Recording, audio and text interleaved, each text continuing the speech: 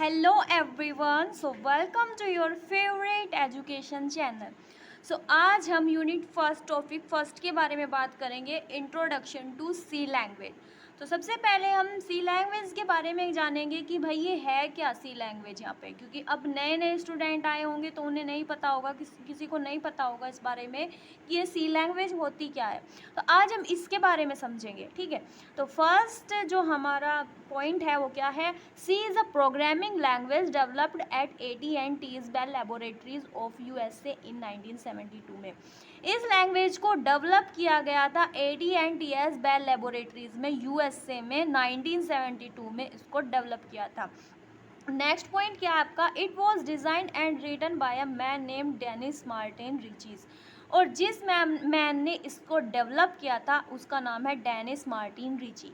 ये काफ़ी important points हैं, तो इनको ध्यान रखना, ठीक है। तो नेक्स्ट पॉइंट हमारा है, C is useful for writing system software.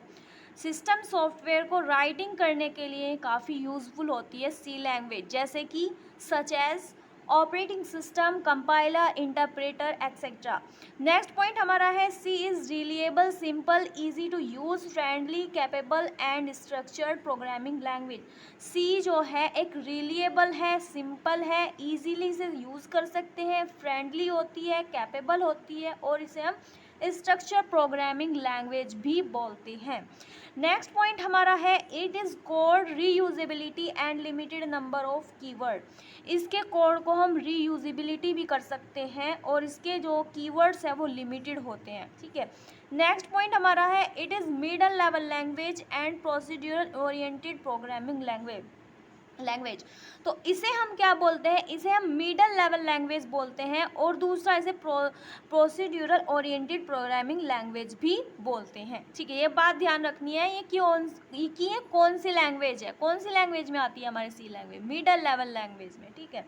तो इसका छोटा सा एक सिंटेक्स दिया है, तो जैसे कि हमें ये दिया है hashtag include studio dot H, इस तरीके से हम पहले इसको लिखते हैं।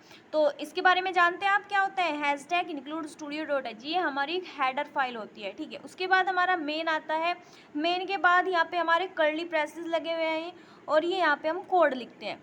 तो अब हम नेक्स्ट देखेंगे कि इसमें कि इन सब का क्या यूज़ है। तो हैशटैग हमारा क्या है, ये एक प्री प्रोसीजर डायरेक्टिव्स है, इनका पता होना चाहिए। ये छोटी छोटी चीज़ें जो है हमारे इंटरव्यू में भी पूछी जाती है या फिर आपका जो वाइवा वगैरह होता है उसमें भी पूछ लेते हैं। तो इंक्लूड क्या है, एक स्टेटमेंट है, it is statement. And studio क्या है, ये हमारी स्टैंडर्ड इनपुट आउटपुट, इसकी जो फुल फॉर्म होती है वो होती है स्टैंडर्ड इनपुट आउटपुट, ठीक है। और इसके स्टूडियो के दो टाइप होते हैं हमारे, इसके दो टाइप होते हैं हमारे, स्कैनफ एंड प्रिंटफ। इनका यूज़ करके हम एक प्रोग्राम को डेवलप करते हैं, ठीक है, स्कैनफ और प्रिंटफ का, ठीक है। तो अब हम देखते हैं hashtag include studio dot H है क्या, ये हेडर फाइल है, ठीक है। उसके बाद हमने देखा था प्रोग्राम में मेन आ रहा था, मेन का मतलब क्या है, इसमें हम एग्जिट और एंट्री फंक्शन होते हैं, ठीक है, जो कि यूज़र डिफाइन करता है, स्वयं जो है हमारे यूज़र डिफाइन करता है इसको। तो फर्स्टली हम जब किसी प्रोग्राम को बनाते हैं तो किस स्टेप्स के यूज़ करना होता है, ये जानना बहुत ज़रूरी है। फर्स्ट स्टेप हमारा है डॉक्यूमेंटेशन।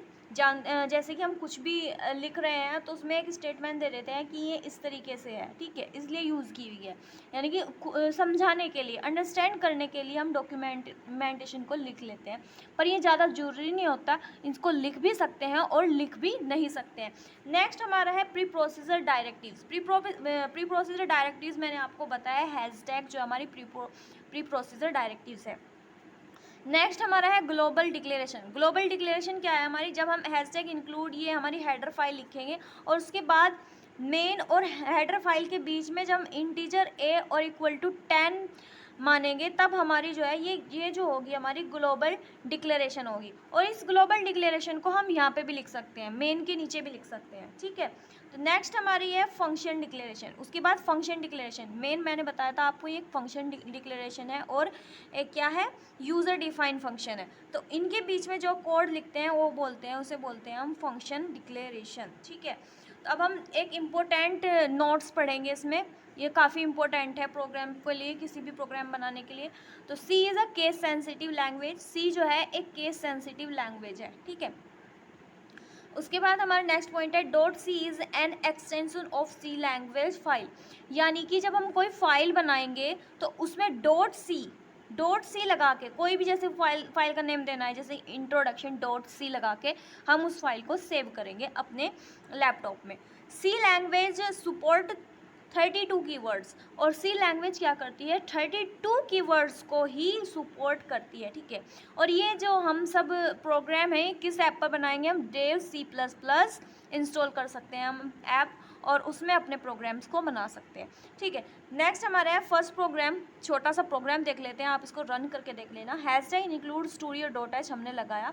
उसके बाद हमने ग्लोबल डिक्लेरेशन कर दी। देखो जिस तरीके से उन्होंने यहाँ समझाया कि ये हेडर फाइल है, ये हमारी क्या है, डॉक्यूमेंटेशन है, ये हमारी ग्लोबल डिक्लेरेशन है।